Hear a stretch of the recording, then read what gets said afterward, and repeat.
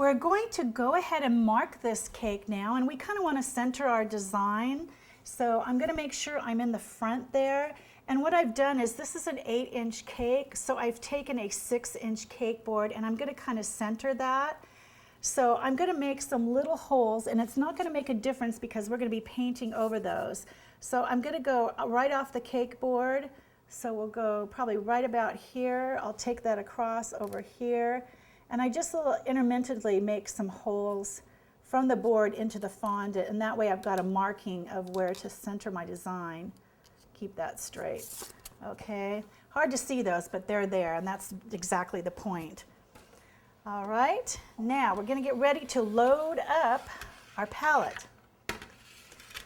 Now, what we're going to do first is we're going to practice some strokes, and then we'll actually go on to the cake. The best thing to practice on, and which is closest to the fondant itself, this is called Artist Vellum. It's V-E-L-L-U-M. And it's a little bit thicker, it's a smooth surface, but I found that this absorbs the paint the same way that fondant does. So I like it to practice on first, and you know, even as many times as I've done this now, I still like to practice first before I hit the cake, kind of get my sea legs. So what we're going to do is we're going to start loading up, and we'll show you how these brushes work. So we will start out with, let's start out with our flat brush, okay? And we would start out with the fence post. So what we're going to do is you're going to take a squeeze of brown. It's the brown gel. Now, this is white blending, and with the white, you need to really, really shake this up. For some reason, this white has a tendency to separate, and if you don't shake it up, you're just going to get water. So you really do need to kind of like mix that up a little bit. Okay. And I think I'll make sure that the cap is off of that. Yes, it is. I've done that before, and you squeeze so hard, and all of a sudden you got a mess. And you're going to put that pretty close to the brown. Okay. Now, with the brush, we do need to have a paper towel or a towel. Okay, the secret of this is it's called one stroke.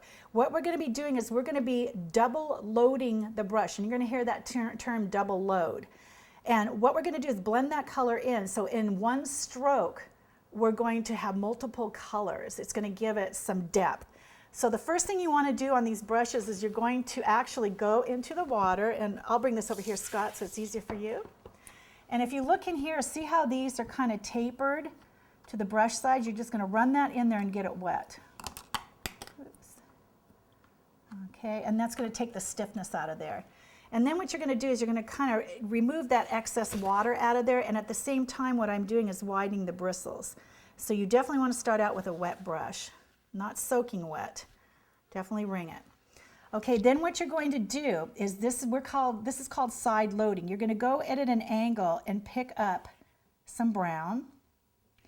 And we're going to go in on the other side, opposite side of the brush, and pick up some white. So if you look at this, it looks like a V. It's formed a V.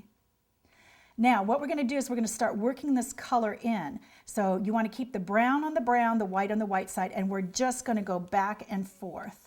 And see how I've really bent that brush? Okay.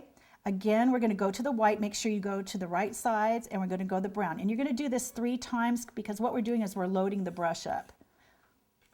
And you want to work that in. Now, if you look at the brush, see how it goes from dark, there's kind of a brown, and then it's fading off to the white. This is working the way it's supposed to. And this does take practice. Okay, and we're going to load that up. And see how I'm really bending? Don't be shy and timid with these brushes. You want to work that up. Now, in all actuality, this is perfect. You want to load that up about 3/4 of the way up, not totally into the ferrule. See how that just ends there and then the ferrule? Okay, so we are ready to go now.